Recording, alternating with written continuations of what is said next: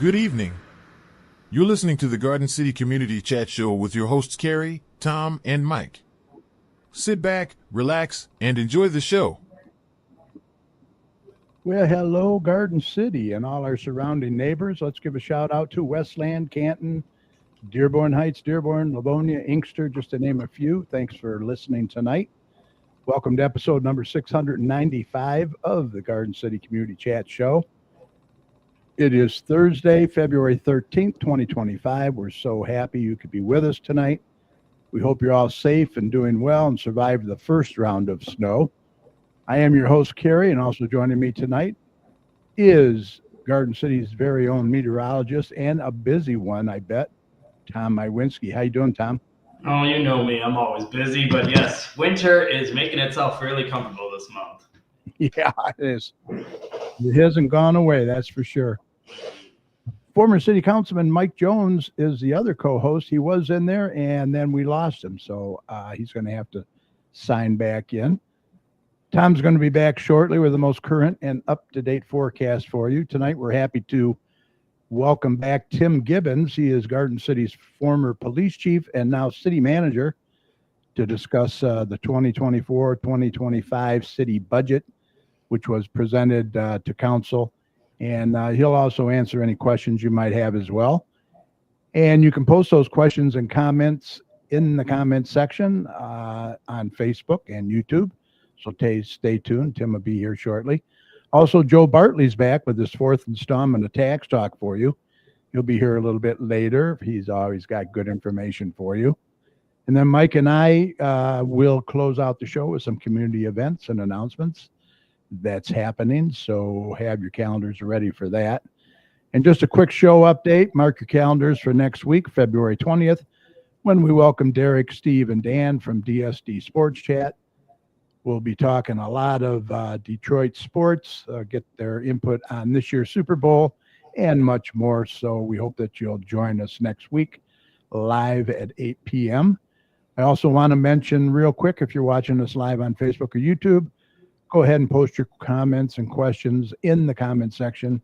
You can find us live right now on Facebook at facebook.com/GCChat and over on our YouTube channel, just search for the Garden City Community Chat Show. You can also email your questions to us at gccommunitychat@gmail.com, and we'll do our very best to get those answered for you. Remember, we're here to promote not only our community, but yours as well. Speaking of community, if your community organization or business has any events, announcements, or cancellations that you'd like to get out to our listeners, all you have to do is email the details to us at gccommunitychat@gmail.com, and we will pass that information along to you. You can also message us at facebook.com/gcchat. Remember, you're always welcome to come on the show and promote your community, business, or organization anytime. We also encourage any local business to check out and join the Garden City Business Alliance and see what great things they can do for you. Follow for more information. Go to their website at gardencitybusinessalliance.org. Okay, we're going to get Tom in here now with a check of the weather. See how much more snow we got coming our way, and then we'll be chatting with city manager Tim Gibbons. So stand by.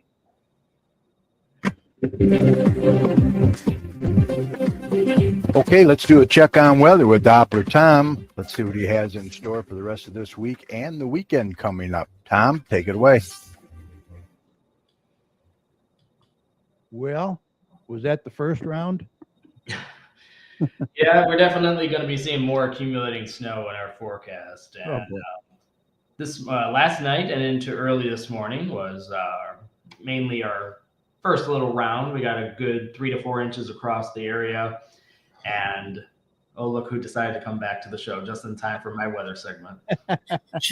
Yeah, I had to drive home from my MRI last night about 9 o'clock. Oh, boy. So you're right in the thick of it. Oh, boy. Yeah. Well, got more for it. More for you, Mike. So yeah, if you don't have to go out, don't. Yeah, don't. So yeah, like I said, we got about a good 3 to 4 inches across our area, a little bit heavier just to our north, 5 to 6 inches. So definitely a pretty healthy event. I know that's saying a lot because we really haven't seen a whole lot of snow this year. So that was actually our biggest snow of the season. And we could be rivaling that as we go into this weekend as well. Right now, we are dealing with temperatures that are easily into the single digits with the wind out there. If you've been out and about this evening, you definitely know that the winds are fairly elevated and it is bringing a bite to the air with temperatures in the single digits, despite our air temperatures in the lower 20s right now. And we are continuing to deal with a little bit of snow flurry action on and off all day today that will be winding down over the next couple hours. It shouldn't be a big deal with our extended forecast through the rest of tonight. So we will be dealing with a mix of clouds and stars and the moon out there throughout the night. We will be getting into the lower teens tonight, so obviously being fairly cold as we start the Friday morning out there. And overall, that's really going to be the last gasp of some quieter conditions throughout Friday morning, a good chunk of all of Friday, actually. So this is the day to do any of your last minute plans, maybe go to the grocery store, because this weekend we will be seeing more accumulating snow. And if you don't have to be out and about, I don't recommend it. So if we go into a good chunk of Friday, again, you see temperatures will remain cold in the low 20s. You will be seeing the overall look of a little bit more sun poking through again tomorrow as well. And then you start to see the clouds really beginning to thicken up as we get into the evening hours of Friday. And then we start to see our next accumulating snow event moving in after midnight Friday night and into Saturday morning. This will be the first of our storm systems moving through. So as we get after midnight again Friday night and into Saturday, this will be the first accumulating snow event. It will be heavy at times as we get into Saturday morning, and it will be pretty much through about midday.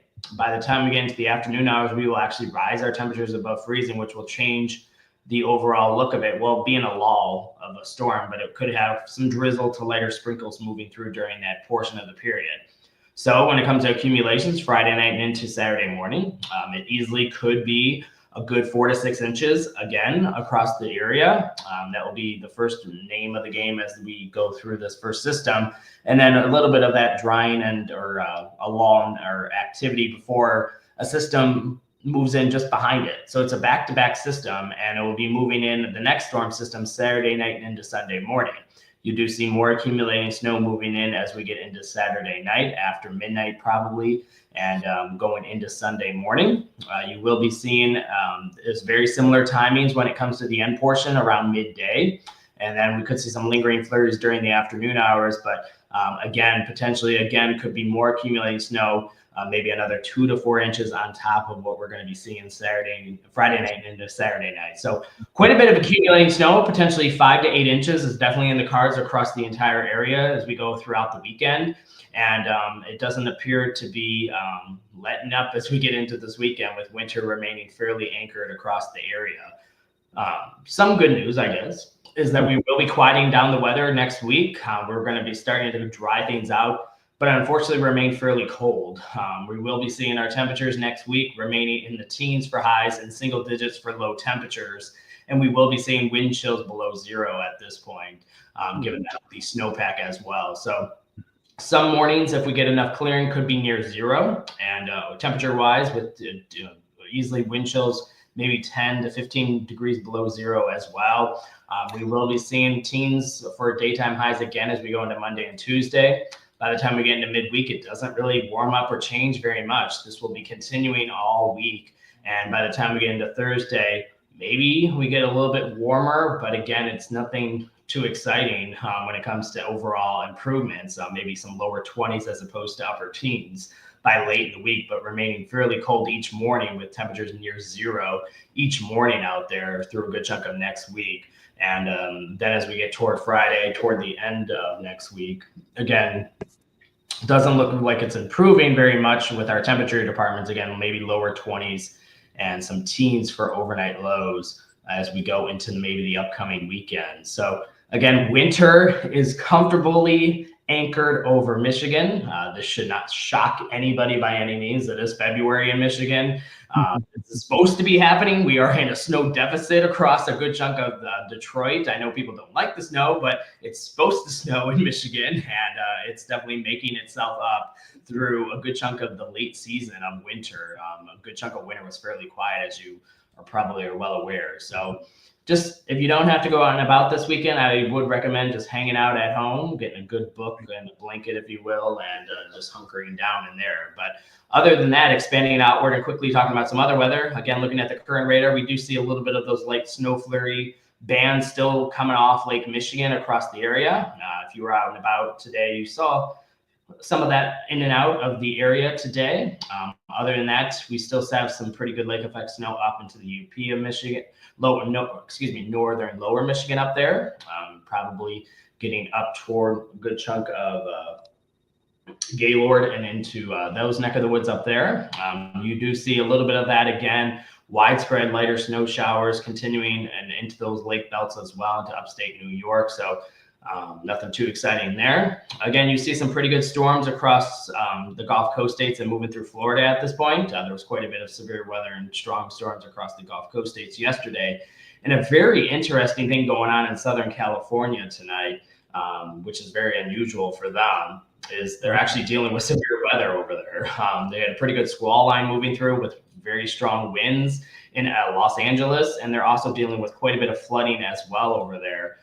With a lot of flooding reports with obviously the burn scars and what have you. So very active in Southern California with a lot of rain. This is usually how it goes. They want the rain, but it's way too much at a one period. So it's actually causing quite a bit of flooding out there right now with those burn scars. So this is that new storm system making its way onshore that's going to be affecting us all weekend. So it's going to be crossing the entire country. So very active pattern underway for us as we get into this weekend, but enjoy the quieter weather, I guess, for the daytime hours for tomorrow. Take advantage of that and get all your little errands done tomorrow as opposed to over the weekend. So other than that, if you want to keep tuned to all my local weather information, this is DopplerTomsWeather.com, and I will keep you updated as we continue to roll on into February's wrath of winter, if you will. So head on over there for all your details. All right. Well, there are some people that like the snow. The kids were out sledding today. I saw on TV. The kids love it because they never get school. Right. Exactly. They like those snow days, so I guess keep them coming for them, Tom. This one's over the weekend, so I can't do much for you. All right. Have a good night. Thank you. Yep. See you next week. All right. Let's give a shout out to a few people in there watching. Fawn Salvador, how you doing? Lee Zimmerman, how are you? Hope you're feeling better. Ed Wilhite from Hog's Backyard Barbecue. Derek Parton, who's going to be our guest from DSD Sports next week. Also, Mrs. Chat says hi from Dixboro. They're all out there scrapbooking, so I hope you're having a good time there. We also have Dennis Dykman in there, Heather Lundgren, Dan Bartley from DSD Sports, and several others that I can't see. So thank you for watching. We appreciate it. All right, let's introduce our guest for tonight. He is Garden City's former police chief and now Garden City's city manager. Please welcome City Manager Tim Gibbons. Hey, Tim, how you doing? Hey, good, Kerry. How are you? Good. Thanks for being here tonight. We appreciate it. No worries. Glad to be here. I know you're a busy guy. It's a busy season. Yes. Yeah. So you retired, a couple months before? Yeah. So a 95 days, not that I counted, was between retirement and picking up the city manager position. Yeah. So it was a good 95 days. But everybody asked me, how's retirement going? And I go, well, I screwed it up. I went back to work. So I know you can't sit still. That's for sure. it's tough. Yeah. Yeah. Just curious, what's the biggest challenge for you going from police chief to city manager? What was the biggest challenge? Some of it really it's just getting the broader scope of everything. Well, it's been really good that I spent so much time as police chief and through the city, Right. especially right now, given the budget and everything. All the experience I've had coming through the city has been extremely helpful, but just the pace of not being narrowly focused on one part of the city, and really just that more broad look at everything, and not being able to dial into the details of each problem each day, and more just helping the department heads get through them and then move it on to the next thing. It's just the biggest difference, instead of just focusing on the issue of the police department. But there's been some nice parts about it too. As police chief, the 3 in the morning calls are a lot more frequent than as city manager, and Yeah. so I really, despite challenges, this is a fun job. I really have enjoyed my first 5 months of it. Well, I think you're doing a great job. That's for sure. Really appreciate all you do. Thank you. So you presented the city budget to the council Monday. Was it Monday? Yeah. Yep. You also prior to that had a workshop. You had a workshop over at Radcliffe. Yes. That's when the public was invited. Transparency is a big thing with the residents, and they had an opportunity to see what's going to be in the budget and what isn't, right? Correct. So let's move on here. These are what you had shown at the council meeting. Yep. This is the budget now, currently operating approximately 3% below budget, but you're saying 1 million, this 2.5 mil, not so much. Yeah. So the budget that was passed in July of 2024. So this the sheet you're seeing here is actually the general appropriations resolution that was passed. This is just on the general fund. There's water fund and everything, but the real main focus is of where we can operate. Most of our services come out of the general fund. So this is the important page. Not that water and streets aren't, but this is the one that really gets the police officers to your door, and the firemen, and the water turned on actually through DPS and the roads.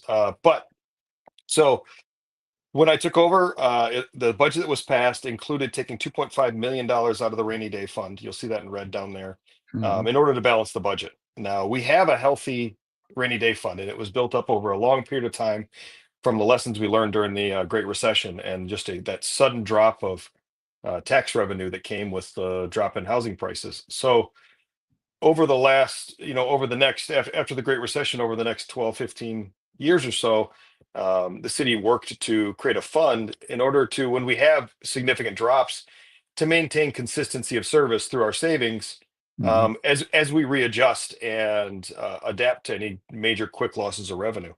So really looking at the budget, I'm concerned that we can't go at that pace. We have just shy of $10 million in our rainy day fund, which is where I'd like to keep it as a percentage of the budget, which is a little over the third of our budget.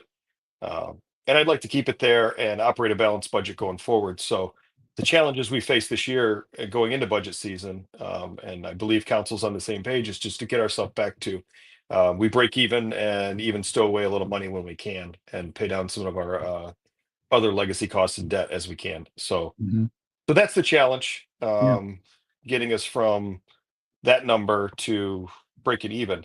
Now, when I came in September, I immediately said, hey, we're going to slow down spending significantly and see where I can make adjustments to get us balanced even this year.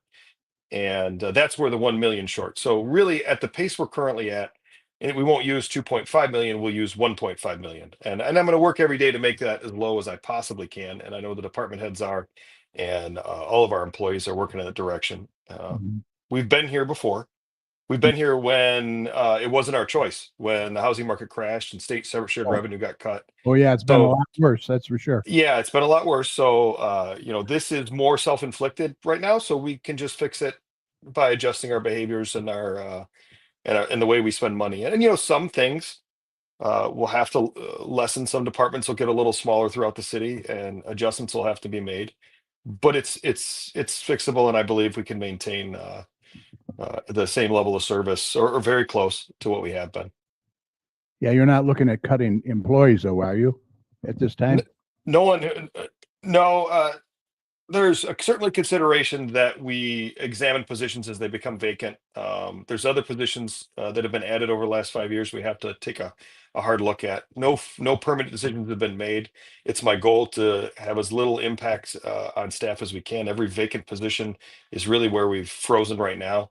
But as we approach budget season, I can't promise one thing or the other. Those decisions still have to be made. But I don't feel like there's any major deviations from what we've had. Okay. We may look a little more like 2018 than 2024, 2023, just because of right sizing ourselves back down again for the future. Right. 2020 and COVID brought a lot of money from the outside that No. that wouldn't last. We Mhm. were propped up by money coming in from outside sources that just were a one-time thing. I've never seen in the 20 some years I've been with the city, where the state and the federal government just start handing you money. That's very rare. Usually they take it. They don't Yeah, hand it out. they're throwing money at you. Yes. And so it can give you a false And the sense. And county. what and the county for sure. The Yeah. federal government dumped a lot of money in the county, who passed it on to us, Right. and we did some things with it. So we just need to get back to operating as if we're on our own, and any money we get is a bonus, and not take it into consideration as if it's going to continue. Right. You Yeah. can't assume that. Just be frugal, a little frugal. That's all. Yeah, and I joke, the city manager, police chiefs I worked under for all those years have a playbook. They didn't write it down, but they told me about it. Yeah. And in fact, two of them I can call, and have called over recently, and said, "Hey, what do you think?" And they said, "Well, this is how we did it." And I'm not even as bad a shape as they were. So Yeah. Well, that's we're good. okay. Pick each other's brains, right? That's it. It's good to have that experience. Absolutely. So. Moving on here now, this year's approach. You want to explain this? Yeah, so I think it goes back to, first of all, just getting back to where we were. First, I had to immediately reduce expenditures to balance it similar to prior to 2020. So this budget, I want to be very similar to 2018's. I think we can afford some more staff than we did back then, but we have a lot of vacancies through retirements and stuff coming up that can help us adjust. And then, so once we get back to that balanced budget, then things come in like Blue Cross Blue Shield. Some years we had only one year we had a really bad year about or spending. We had a catastrophic incident, which I'm intimately familiar with. But most years we get a rebate from Blue Cross Blue Shield, Mhm. and in the past we've added that to our operating budget, and but I think it'd be wiser if we learn to live without it, and then put that towards our legacy costs and start to pay those down faster. And then really just doing the hard work now to ensure a good, balanced, growing Garden City in the future. Um, so not take those type of checks and expand our costs and operations we're going to have to sustain, but reduce them. And the Mhm. same thing with capital project money. Like we said, we got a lot of money during COVID. We got a lot of money from the county, and we did expand some of our operations, and that increased our operational costs. And now that time has ended, we've got to return to just anytime we get extra capital money, it goes towards reducing our operating costs, those day-to-day costs. So if I can put an HVAC system into a building that reduces my electrical and gas costs in the future, that's Mhm. smart. Yeah. But if I build an additional space for us, I got to heat it, I got to insure it, I've got to put employees in it, and I've got to utilize it. And then when the roof needs work, I got to pay for it. So Right. it's really about taking that capital money and taking what we have and strengthening what we have, as opposed to expanding what we have. I do think there's a day in the future that Garden City will be at a place where, if we're responsible today, in not too long, we'll be at a place where we can expand and do those things. But you gotta, it cannot be stated enough what happened during the Great Recession to Michigan communities. You just Mhm. can't recover under Prop A and Headley when your revenues, when your taxable values gets cut in half. When Right. that happens, you're supposed to then recover with when the property values go back up. So then goes the taxable revenue. But with Prop A and Headley, you don't. We'll never catch back up to that same rate that we had. We can only go up with inflation, which just means we can always stay at the low part we were at, and then just inch with inflation. So, Mm.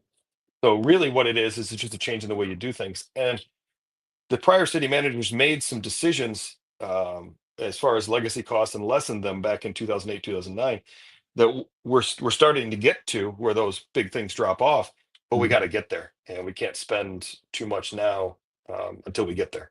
Right. It's Right. just living within our means, but still being able to provide really good service, and still being able to expand our level of service and provide value where we can.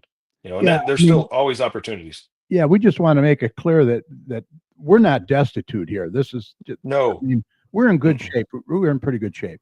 Yeah, we are. We're not in bad shape. We need adjustments, Mm-hmm. and Everybody. like everybody, and we just need to get the hangover of the COVID money and all that, and get past it, readjust our budget back to it. There's a good way of doing business that we can go right back to, with minimal difference. Yeah, and in the general fund, I mean, it's a pretty healthy general fund, 10 million. I It mean, is. that's healthy. It is. Our general fund, our rainy day fund is still very healthy. Even if we took the full blunt, which we won't, of taking the 2.5 million, we still have by any standards, a really good general fund. Right. But I want to take as little as possible because I know what happens in Michigan. There's going to Yeah. be some type of revenue issue. There's some cost increase that you're not prepared for, but that's why you have it, and then it gives you the space to adjust. And Mhm. that's what it's doing for us right now. It's allowing us to adjust from one era to another with a change. And we got to take into consideration we have a new administration in Washington too, so we don't know. Yes. Yep, there's a significant amount of uncertainty. If that Yeah. federal money affects it, you think it's not just the federal money, it's the state money and the county money that they all get from the federal government that actually makes its way towards us or provides essential services around us that we rely on in a way we don't realize. Mm-hmm. Absolutely. Now, these are some of your recommendations here that we can go through. The one I have a question about number 3, Mm-hmm. and that's you suggesting the Garden City Library to come over to Radcliffe.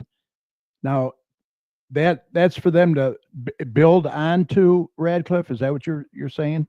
Well, we've got 88,000 square feet at the Radcliffe Center, Right. Which is a lot, and we So got a lot in of land at the Radcliffe Radcliffe Center. or build a building. It's so early. Mm-hmm. And I was at the library board meeting last night. We actually, because we thought the idea has some merit, given that they're looking for a location, and we have a lot of location.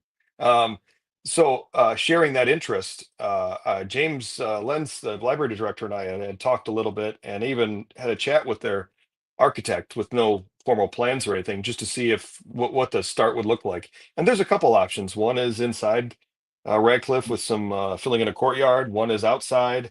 And there's all kinds of other ideas that come with it. It's so in the infancy. Yeah. Since we serve the same taxpayers, and we could both get together and probably provide that kind of value that I think a taxpayer would be looking for from their city and their library. I think it's worth exploring. So the library has formed a committee at their meeting last night. City council has expressed and some direction towards me to examine the issue. And if it works, it works. But it's so early, I couldn't say how it would exactly look. But I know we have to utilize that Radcliffe space wisely and do as much as we can to provide value for the citizens, at the same time be responsible. And I think first going to the library and seeing if there's some shared cost savings and value that we can do there, that's what we'll do. If not, we'll move on. But it's definitely worth exploring, and I think how it will look, I can't say. Yeah. Just Other than that it's got to work for both of us, and we all agree. But now they did purchase the old Berger property, right? They've had that for several years now. They did.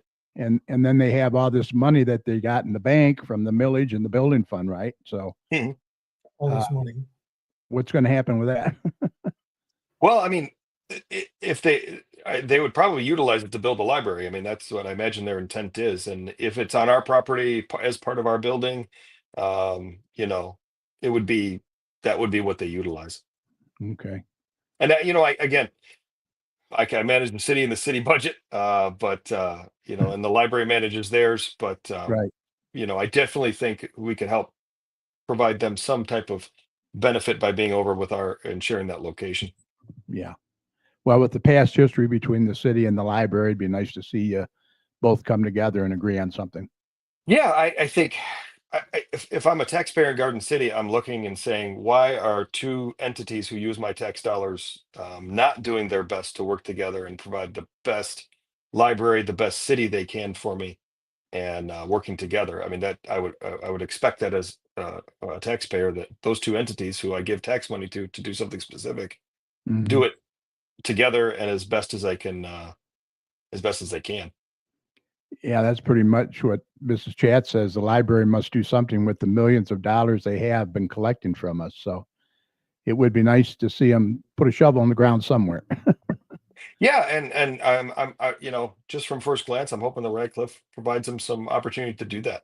Mhm. We've got some Definitely have the things space. built into the Radcliffe Center that I think lend themselves very nicely to a library. Mhm. So it's just early discussions though. Yeah, it's really early. It's really Mhm. early. And then there's some of the other recommendations that you mentioned. Also, the Maplewood Center. Now that's interesting. It needs a lot of work, doesn't it? Old school building, you know, and we're familiar with them. Yeah, We yeah. know what those buildings are like, and again, its old use as our old community center provided value for the cost. Hmm. As we're out of it, and pretty much all of our operations are, the library center, I mean, the Maplewood Center that now houses It Takes a Village, our thrift store, and the library, you know, is just another building the city has to own. And as I said, has operational cost. We have to pay Yep. the utilities. We have to maintain it. We have to worry about the roof. We have to worry about the HVAC. We have to worry about the boilers. So that's just another thing that can go wrong. And you know, for Mhm. over 22 years working with the city of Garden City, and any municipal government really, if it can, it will. So it's just a matter of when. Right. So to me, it's wise to start looking at that building, given that we've now really, we went from a 44,000 square foot building roughly in the Maplewood Center to an 88,000 square foot building that Yeah. maintaining two of those type of facilities Yeah. probably isn't in our best interest long term. It may be Mhm. in the short term, but we need to start moving in the direction of what can we best do with that property that takes us out of that uh, extra liability. Mhm. Exactly. Michael Bingle says our DPS did an awesome job on the roads this morning. Thank you for great city service. Yeah, They they did. did. They really did. They were plowing our street at 4 o'clock in the morning. I heard them go Yeah. by. Yeah, Yeah. they had a plan and they carried it out and it looked great.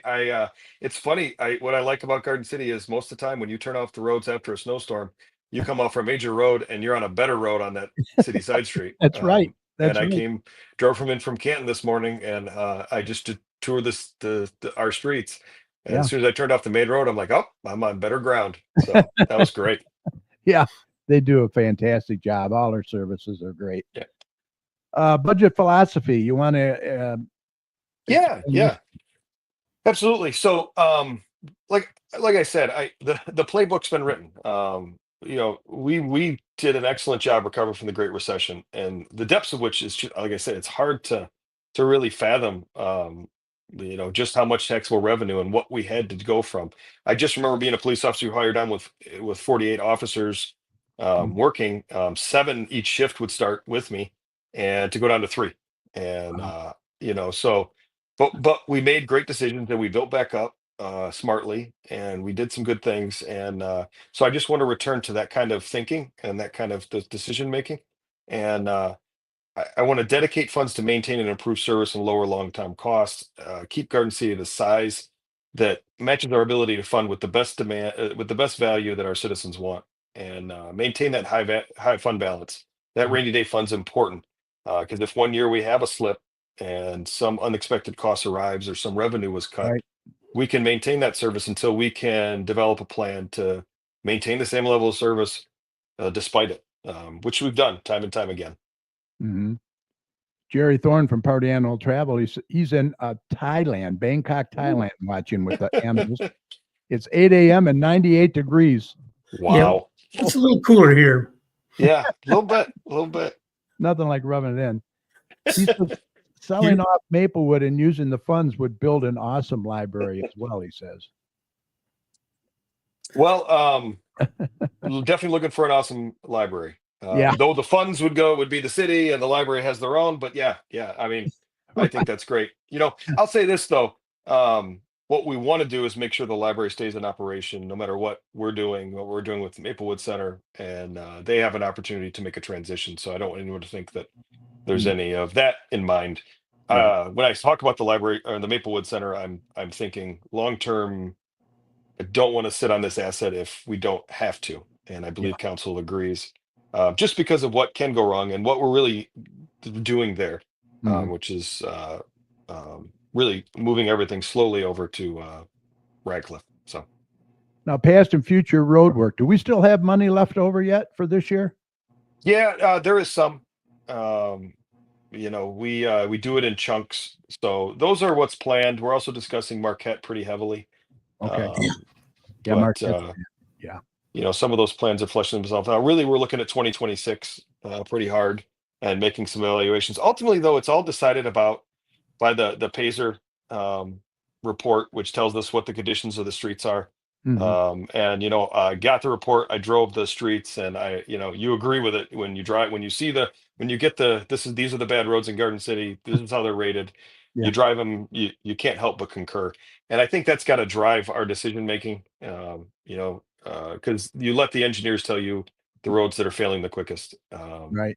You Right. know, sometimes it's funny. It's hard for residents, I know, because especially if they have a road that hasn't been touched during the bond, they're going to want theirs done and done quickly. And the desire of the city is to get every road done. Yeah. Uh, Absolutely. But you have to say, okay, this one is deteriorated to a point that it becomes a must. And there's enough roads in town that meet that criteria that we have to address. Yeah. So And yeah, Rome wasn't built in a day, that's for sure. And there's a that's lot it. of bad roads. Yeah. Yeah, not enough money comes in from the state through the gas to Right. do all of our roads. Exactly. If we don't have an outside extra fund coming in, like the road bond, the funds just aren't there to keep up right now. Yeah. But I can't say that we haven't made a huge dent. The roads in Yeah. this town, and I'm someone who worked midnights in a police car Mhm. for years and attempted to drink coffee while driving my car around. And I Yeah. can tell you now, it's easier in Garden City to drink a coffee while driving through town. Much easier. The roads that you have to avoid are a lot less than they used to be. So Yeah. we're definitely in the right direction.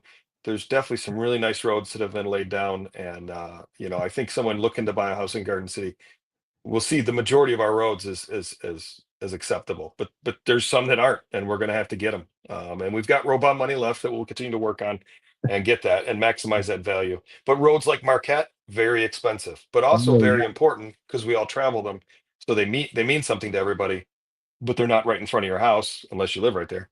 Right. So there's always a give and a take, and always a tough decision with roads, but And every we year the make them. cost goes up too. Yeah. Oh, yeah. Mm. Yeah. No, Like everything else. especially with inflation and cost of labor, everything's just there's nothing's cheap these days. So, When you said driving the streets in Garden City trying to drink coffee, uh-huh.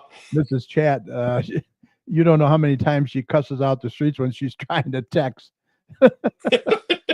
Yep. Oh, One bump and you've sent the message halfway, yeah. right? Now she can go No, down Boulder and Craig, no problem, and text. right. Yeah. I just I've driven them every inch of them, and they're a lot better today than they were. Right, right. All right, street lighting assessment, we lost 350,000, little over. Mhm. How do we recoup that lost revenue? We just adjust spending. Yeah. There's no magic source that's going to come out of somewhere and just hand us $350,000 permanently. So it is an adjustment. It's just something we have to adjust to. Right. That discussion decision was made during the summer, and that is a decision made by city council. And I completely understand that's a tax residents don't want to deal with, and I understand it. But I do have to find a replacement Yeah. for that revenue, or make an adjustment somewhere. Right. And if it was just the 350, it makes it pretty a lot easier than. But we are having to make some larger adjustments. But that's okay. Like I said, these are Yeah, we'll work. overcomable obstacles. Yeah. Personnel costs, 2% contract raise. Yeah. So Really, one of that's not huge, really. no. And what is nice about something we did do during our contract talks over the last 2 years is front loaded all of our big raises, and we had to make them. The best example is in the police world. We were compensating our employees very well and within market, Mhm. the job market and what would be expected, and able to recruit very well. But then, right during COVID, the city of Detroit gave every single officer in their ranks a $10,000 instant raise, Mm, and that changes the game. That it does. if you're going to recruit good quality police officers, you've got to pay them Exactly. a amount commensurate for your area. Mhm. So the big raises happened early. They got their big adjustments, kind of similar to Detroit. Mhm. But after that, these are 2% cost of living adjustments, which come in handy now that we're looking to adjust the budget. Because if we were discussing bigger raises, we'd Oh, have yeah. a bigger hill to climb. Mhm. But but you can't ignore the fact that inflation and everything has driven costs and it's driven labor costs up, and particularly in the area of law enforcement, police and fire. They're very competitive, and the problem is if you don't pay your officers and your firefighters well, you don't have the best. So then you have a little higher crime, which costs you property value, but you also have the risk of civil liability. Yep. Agencies that can't employ good police officers tend to get sued more than those that can. Mhm. And so either way you pay. If you don't give the right amount to your officers bring officers who avoid lawsuits, then you end up paying on the back end on lawsuits. Yeah. So either way, you might as well give it to the guys and get the good lower crime with good police and fire. Right. We So, definitely want the best police and fire, and I think we do. oh, we do. Mm. You Jerry can't. says, any funds for Garden City Park equipment and the historic antique bathrooms, horrible shape. I one That's the can't biggest complaint I hear is the bathroom over there. can't disagree about those bathrooms. Yeah. It was right early when I became city manager. Someone mentioned it at council, and I Mhm. went and had lunch in the park and walked over and just looked at the outside. But we very quickly trimmed some bushes and did some weeding and cleaned it up as best we can. But um, to overhaul, that's going to be an expensive project. So we will seek grants and outside funding. I can't put it on a priority capital expense list right now, given the challenges in our budget right now. But I believe in looking for little opportunities, and that one is high on the list of if we can find some revenue or some capital from a grant or some other place to make that happen, we'll consider it and apply for it and try and get it. Do we have a dedicated grant writer for Garden City? No, each department head does it mostly. Okay. Monica Fulton, when she was here, used to do a significant amount of that. But now it's really more the department heads. I will say Matt Miller, our community development director, DDA director, and just about any other thing we need in the city takes Yeah, he care wears a lot of of a good job, good things. And he's applied for some grants for us recently. Mhm. And his just overall governmental knowledge is, invaluable, and he does a great job. So it's definitely an area I'd like to dedicate more labor or staffing towards, and something we will in the future when we free up the ability to do so. But Mhm. right now, we do have some, Erica Smith, our Parks and Rec director, Oh, is fabulous. tremendous at managing Yeah. grants and understanding and navigating, which is overly complicated world. It is funny the boxes you have to check that you wouldn't expect. He does a fantastic job, and really brought us with all the grants we received for Radcliffe needed to be managed, and she came right in and got the ship righted. So Wow. we have people capable of doing it, Mhm. and when we get ourselves set after the budget season, I'm going to request that we find a way to dedicate a lot more efforts towards that. Yeah. Yeah, she does a fabulous job. I really like Erica for sure. Same. Speaking of grants, the fire department just posted that they got a $66,000 grant, and they received 20 new sets of firefighter gear. So Yes, that's awesome. yeah, all new gear so they can change in and out. What they find is if you need that second set to be able to get the first set clean, so that Right. the carcinogens and the things that you don't want getting on you after a fire or after dealing with something where chemicals are involved. So the government has been handing out grants, and they very wisely applied and received some money. So it's nice to see, and those are the type of opportunities we look for. Yeah. So Captain Steve Ray is in there. He says, yeah, new gear is great for them. And absolutely. I'm not mistaken, Steve has written a few grants too. So Fireside Steve's very adept, he's and pretty good, isn't he? very well, informed and educated fireman. So he's an asset. Yeah, he is definitely. City council goal discussion, you gave that to them last night. They seem to like it. Yeah. Yeah, they provided a lot of good input and where they'd like to see things go. Right. And I think as our department heads present their budgets for the year, the police, fire, Parks and Rec, DPS, Mhm. communications, all come in front, and community development. They'll have some more opportunity to suggest and see what they like specifically in each of those departments. But it's nice that they can give us some idea of what they're looking for as we formulate our plans. And as I told them, even when you're in a time and you're not expanding operations, it's good to hear what the representative of the people want, and so that when we can make decisions and take advantage of opportunities, they're consistent with those desires, because that's who the citizens have sent to tell government what needs to happen. So it's good to hear.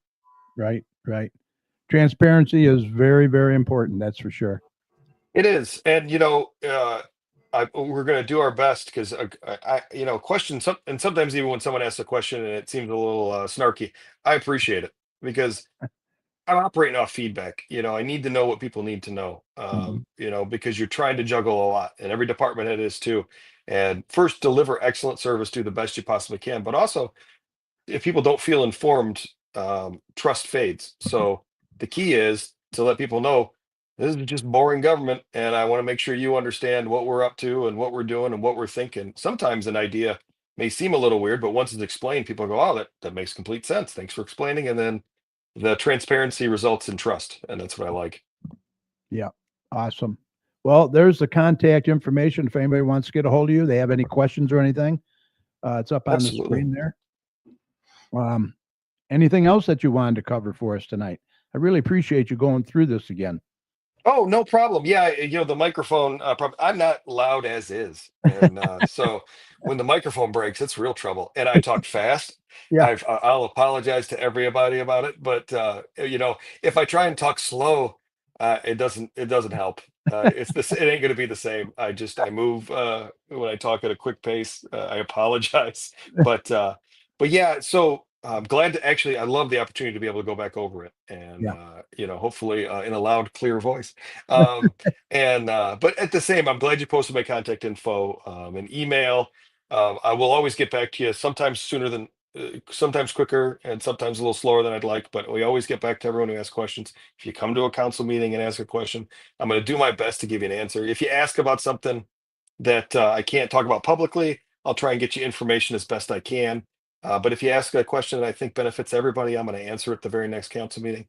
Sometimes I won't answer right away, and not because Well, you're busy. I don't hear it. And well, I just want to make sure I got it right. Yeah. If I say something off the top of my head and I'm wrong, I'd rather have taken a week or 2 weeks to tell you next week and get you the right answer, or or email you and call you the next day or whatever, Right. then get it wrong. Because again, where no distrust would be intended to be imparted, it seems that way. So if I just take a little bit of time and answer, and make sure I got it right, I just want to build that trust, and make sure everybody feels like that we're accountable to them.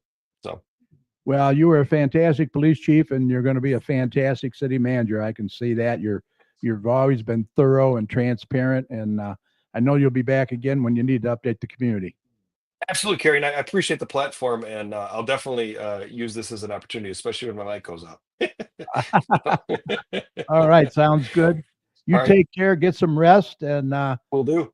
don't go out if you don't have to this weekend. I'll try not to. Thanks, guys. I appreciate it. Good talking to you guys. All right, you take care. Thanks. All right, Tim Gibbons, once again, the city manager. If you want to contact him, number 734-793-1660, or email him administration@gardencitymi.org.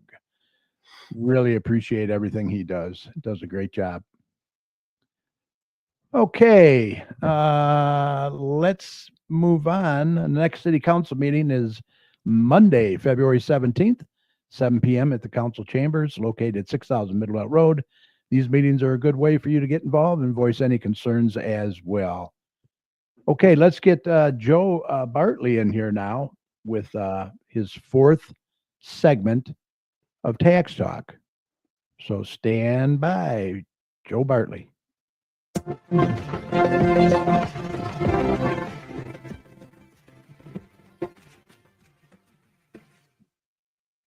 Hi, everyone, and welcome to another episode of Tax Talk with Joe Bartley from J&J Taxes and More.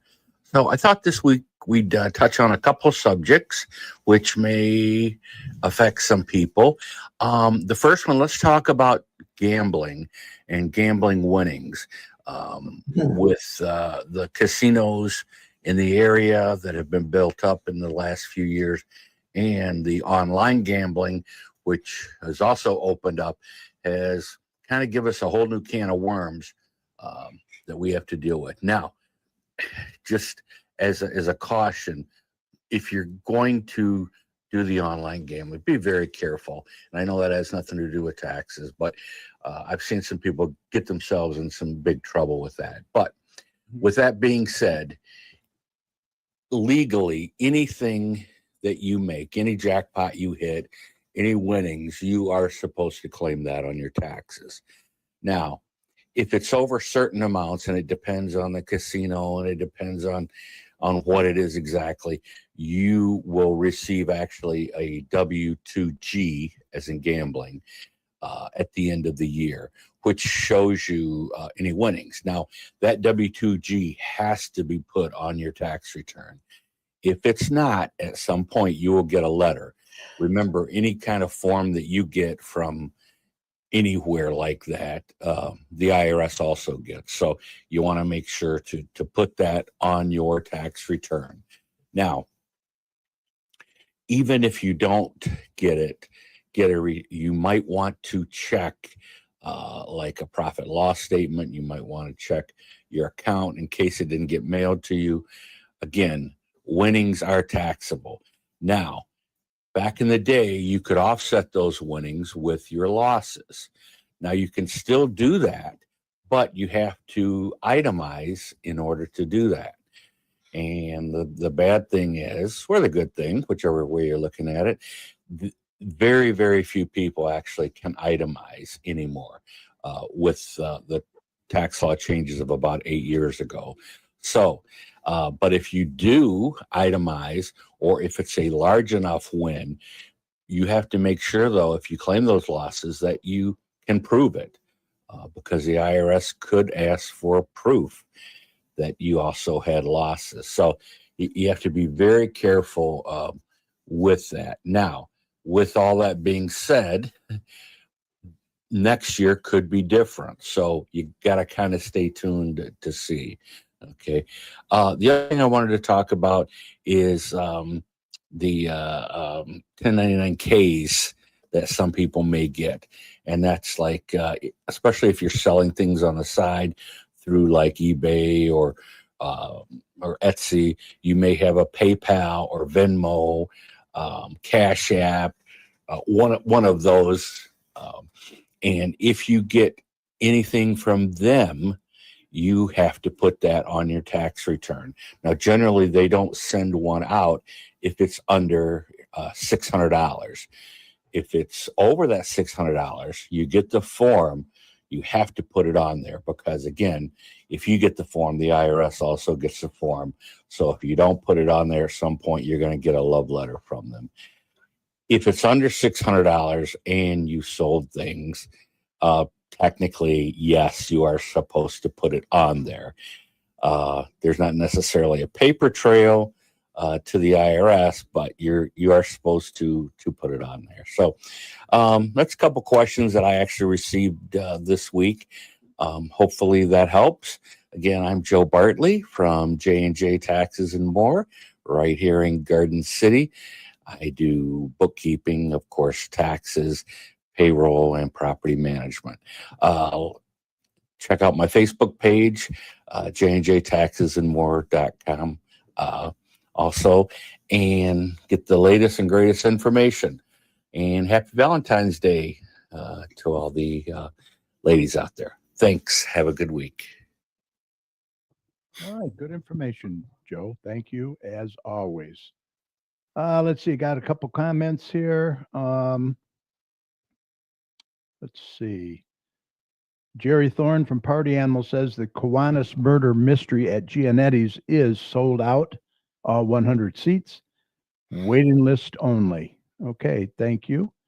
Also, Captain Steve Ray mentioned a bowling fundraiser for the firefighters. I have a flyer that Mike's going to mention more about that. So without further ado, let's get Mike in here and we'll do some community events. Ready, Mike? I'm ready, Gary. Okay. Well, that'll be the day you say. Okay, it's time for some community announcements. I say you go. Get Mike in here. Mike, No, it's a lie. That'll be the day when I die. All right. Here we go. Got some old ones and new ones. Yep. Join us at the Garden City Senior Center for Penny Bingo on the first and fourth Wednesday of every month. The Radcliffe Center from 1 o'clock to 2 o'clock. 25 cents per bingo card. Bring lots of pennies because they're used to cover your cards. Pennies are used as bingo markers. This is open for ages 50 and older. Yep, at the Radcliffe Center. Garden City Senior Center presents watercolor painting class. Next one will be on February 21st. They're $8 a person. It's for ages 18 and older. Register at the Radcliffe Center or online at gardencitymi.org/senior center. Carpet cleaner, Dennis Diekman, who's with us tonight, offers carpet cleaning, tile and grout cleaning, upholstery cleaning, hardwood floor cleaning, residential and commercial. You can contact Dennis at 734-299-6496. Another one of our guests from shows, Ace Masonry, 30 years experience on brick, block, and stone. Jay Piner is the owner. When the scaffolding comes down, the only thing left to stand on is the craftsmanship. Contact Jay at 734-469-0633. Straight Farmhouse has a, what do we call it, Gary? A plethora of activities. They're located at 6221 Merriman Road in Garden City, open Wednesdays and Saturdays for visitations. You can from noon to 3. For more information, go to www.straightfarmhouse.org. Acrylic painting, first and second Friday of every month, 1 o'clock at the Radcliffe Center. Tickets are $8. It's ages 18 and older. You need to register. And if you have any questions, you know what the number is to call. Yep. Okay, Shannon Coffey, the notary babe, will take care of all of your notary needs. Call her at 734-469-8821. Garden City Ice Arena has ice for sale for open skating, hockey practices, hockey games, birthday parties. Ice available for rent. Call us to reserve your ice time today. 734-793-1882. Angel Aids, Stephanie Peters offers a variety of services to help handicapped and elderly people, including transportation services. She has reasonable rates. You can contact Stephanie at 248-818-5334. Wayne County Veteran Services every Tuesday and Thursday from 8:30 to 4:30, located at the Radcliffe Center. Please call Wayne County to make an appointment, 313-506-0302. And the American Legion Department of Veteran Affairs is available every Tuesday at the Radcliffe Center from 9 a.m. to 3 p.m. Don't face all the whatever that is. Speak with a veteran services officer to make sure your benefits and everything are taken care of. You can contact them at, what is that, 547? 313-964-6640. And 507-245-9991. Yep. Okay. That's a real benefit bonus there. You don't have to go downtown anymore. Yep. Valentine's Day skate, February 16th in the Garden City Ice Arena. Cost is $8 admission, $3 for skate rental. Join us for our Valentine's Day skate. We will be turning all the lights and turning on our disco lighting for this special event. Oh, wow. Disco. Yeah. Parents' night out, crafts, games, pizza, $20 a person, ages 5 to 12. They have one more scheduled on February 21st. Any questions?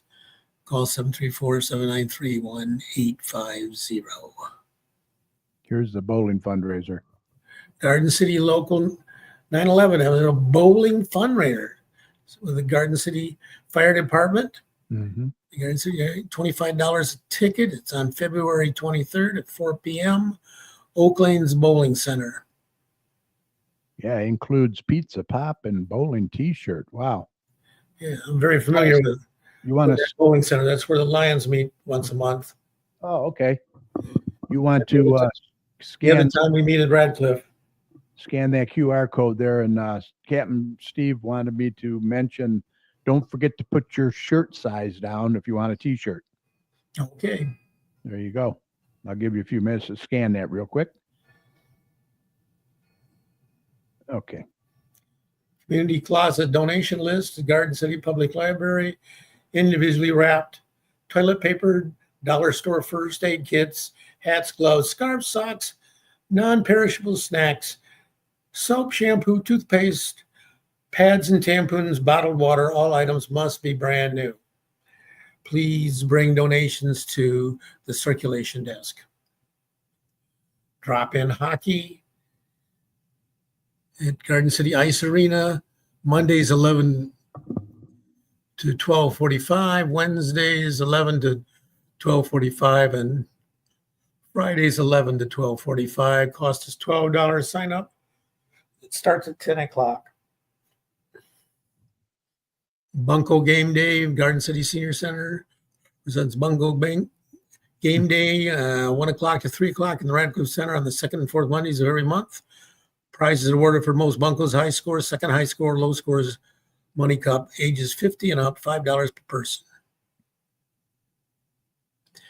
Free bingo, second and third Wednesday of each month from 1 o'clock to 2 o'clock, ages 50 and older. Second Wednesday sponsor is the Village of Westland, and the third Wednesday sponsor is American House, Dearborn in Dearborn Heights.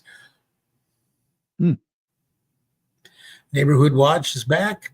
Second Tuesday of every month, 7 a.m. at the Garden City Police Department. Share with your neighbors. Next meeting is March 11th. I believe the police department is a warming center too for those people that are interested in getting out of that extreme cold. You're right. Yep. We've got cold again. It's going to be a tough week. Yeah. Nerf Wars, Saturday, February 15th. From 11 to 12, ages 7 to 11, $10 per child. Any questions, call the usual number.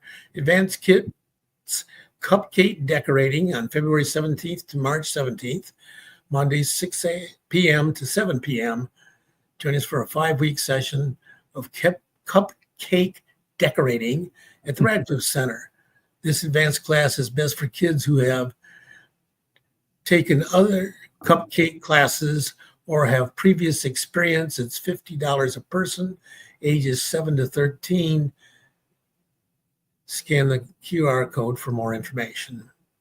And if you need any taste testers, I am available. That's good to know, Carrie. It's a real sacrifice on your part. Kids cookie decorating class. Carrie will have taste those too. February 18th to March 18th on Tuesdays from 6 o'clock to 7 o'clock. It's a 5-week session.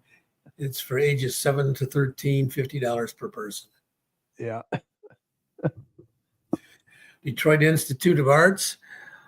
This is full, by the way. Oh, okay. I didn't know if it was full or not. Yeah. I think the free transportation really is an asset. We had a big discussion about that on the Commission of Aging meeting of how we can provide more transportation and so to fill our seniors' needs. Right. A Dance Express tumbling class 6-week session is $30. It starts on March 4th and goes to April 15th. It's on Tuesdays. Registration opens on February 18th, 4:30 to 5:20 for 3 and 4-year-olds, 5:30 to 6:20 for 5 to 7-year-olds, 6:30 to 7:20 for 5 to 7-year-olds, and 7:30 to 8:20 for 8 to 10-year-olds. No classes on March 25th. Okay. Not sure what's special about March 25th. No. The Kiwanis Great Big Race. What is it, 7 or 8? 8. I was going to pay for our pig today, but then we canceled. The Kiwanis meeting was canceled, so I didn't get to do it. But I will write the check, and you can reimburse me for half of that. That's going to be on March 8th. Tickets are $20. There's raffles. There's a cash bar. Doors open at 5 p.m. Races start at 6:30. For tickets, you can call John or Kim, and their numbers are on the screen there. Yeah. And don't forget to put your money on the Chatmeister. Yeah, hey. He is a proven winner. He won last year, one of the heats. One heat. Yeah. Charity hockey game, Saturday, March 15th. Puck drops at 7 o'clock. Garden City Police versus the Westland Fire at the Garden City Ice Arena. Yeah, that's going to be fun. Yep. Daddy-daughter dance, March 15th, 5 to 7, all ages, $20 adult, $10 for child. Theme is Rock Out. Register at the Radcliffe Center. Any questions, call 734-793-1850.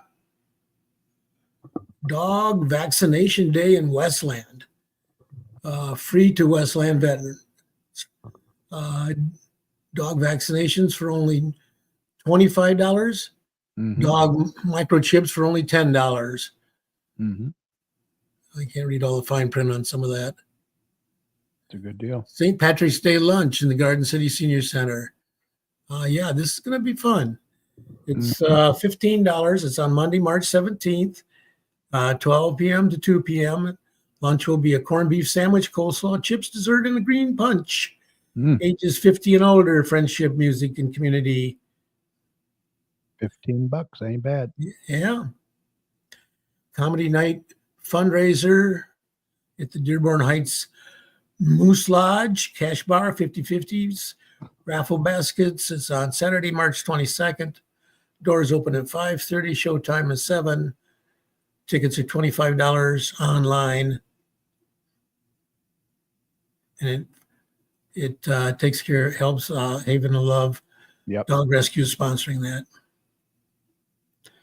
Mom to Mom sale.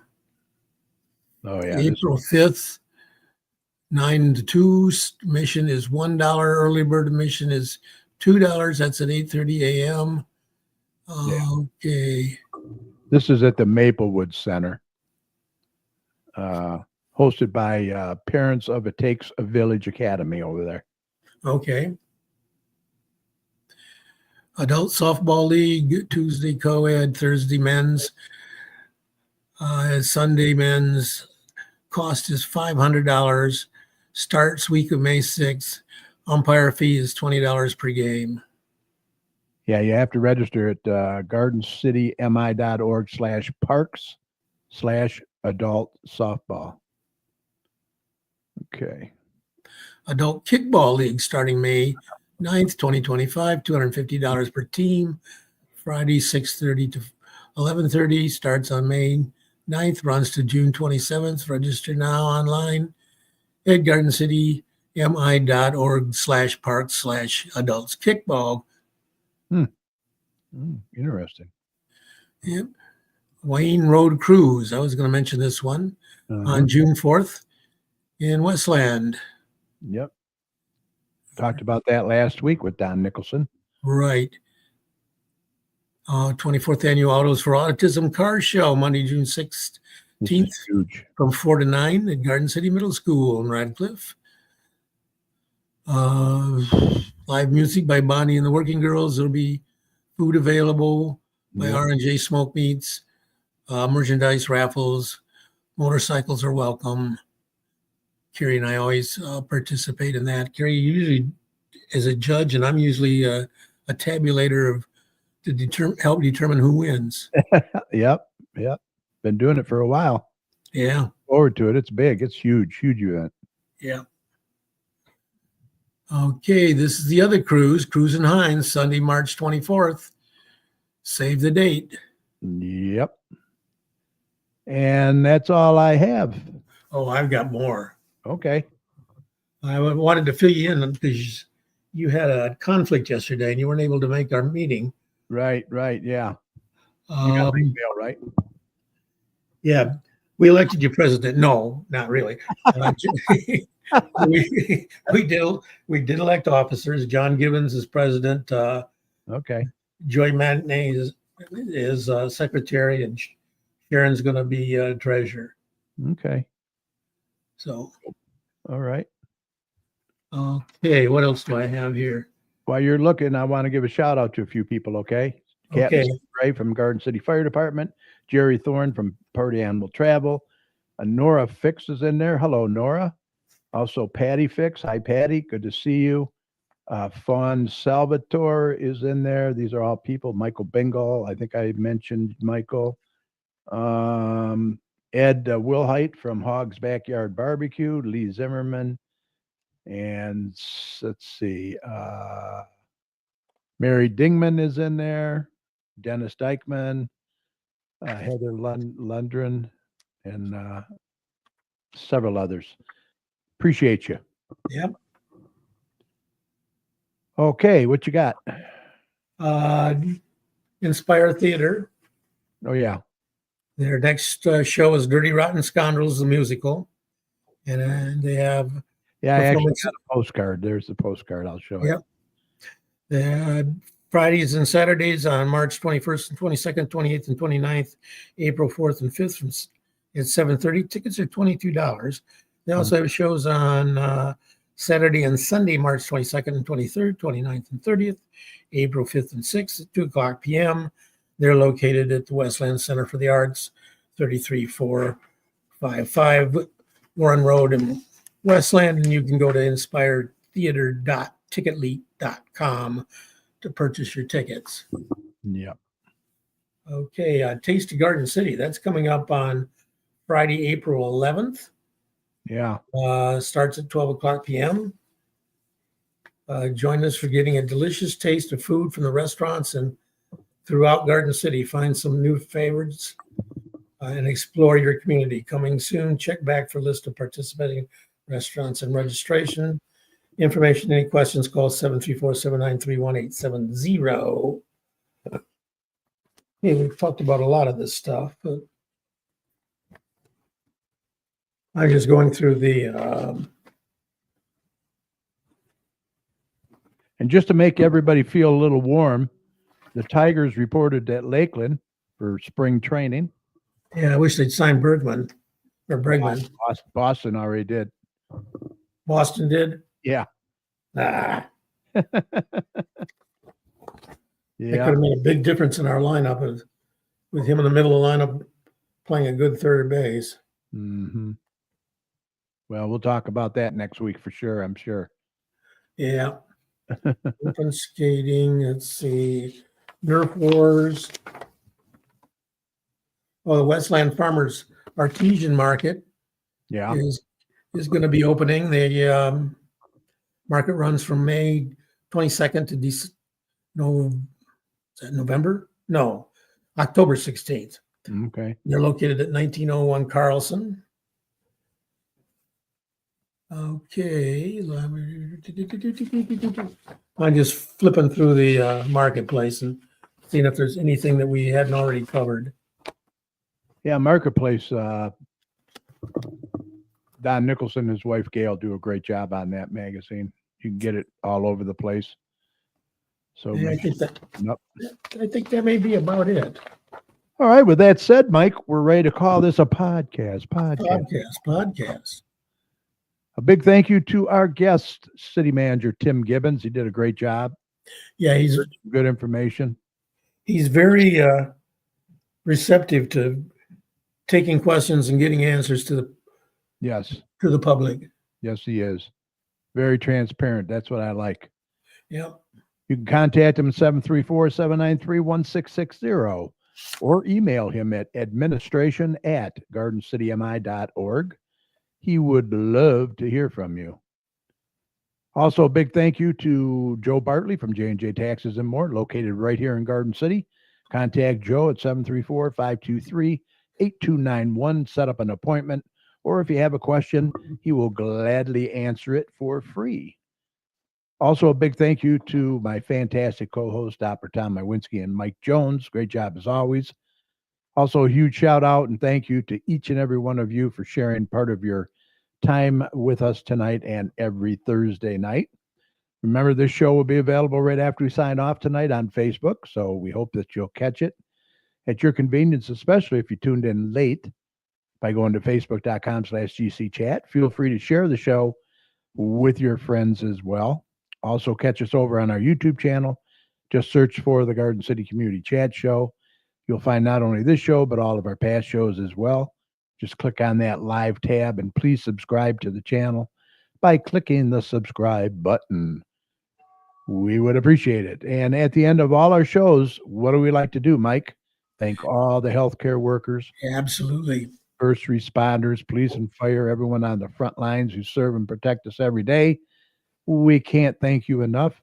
Be safe out there. And we want you to know that you and your families are in our thoughts and prayers every day. And whenever you see any of these heroes, please let them know how much you appreciate them. Any final thoughts, Mike? No, my usual thoughts are take care of the people that you love and yourself by getting vaccinated. Yeah, as long as they're still available after today. Who was? Oh yeah, yeah. Our new health, secretary. Yeah. Remember, the success of a community depends on the community, so please support your local businesses. And please don't hesitate. Vaccinate, like Mike said, get that COVID booster, your flu shots, RSVs going around. You want to get that shot. That's a one and done. Remember, you are not only protecting yourself, but others as well. And Mike, if you see something, say something. That's right. We need to look out for one another out there. For all your weather information, be sure to head on over to DopperTomsWeather.com. He's got a great user-friendly website over there. Keep up to date on the winter storms that's coming this weekend. So we hope you enjoyed the show. Thanks for listening. If you'd like to contact any of us here for any reason, once again, email us at gccommunitychat@gmail.com. We do like to hear from our listeners. Let us know how we're doing and what you'd like to see more of. We will see you right back here next Thursday, February 20th, for our all Detroit sports show with Derek, Steve, and Dan from DSD Sports. Remember, you can follow us on Facebook at facebook.com/GCChat or over on our YouTube channel. Just search for the Garden City Community Chat Show. Be sure to smash that subscribe button. We would appreciate it. Everyone have a fantastic rest of your week. Stay safe, stay warm, and don't shovel too much snow. Take breaks. Yeah. How you feeling, Mike? How'd the MRI go? I have I've had a bunch of tests this week. Yeah. They were not really very pleasant to go through. Yeah. 25 minutes of MRI. Yeah, MRI is terrible. Laying on my back. Yeah. In constant pain. Any results? I got a disc, and I have an appointment next Tuesday with the surgeon and so forth to see what they can evaluate and what have you. All right. Well, keep me posted, and best of luck to you. Thank you. All right. You take care. We will see you next week. Hopefully. All right. Take care. Yeah.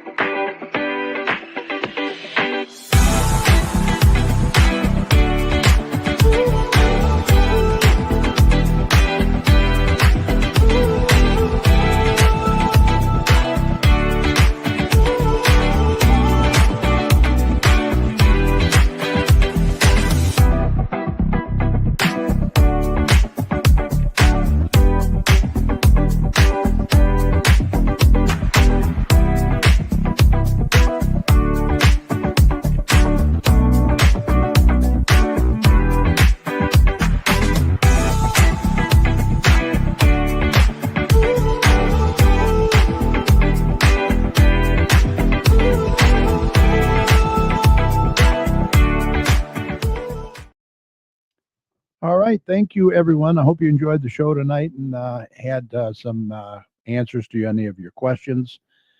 Please be safe out there. Watch it with that snow coming. If you don't have to go out this weekend, don't. Try and get all your running around done tomorrow. I guess that's going to be the best day for you.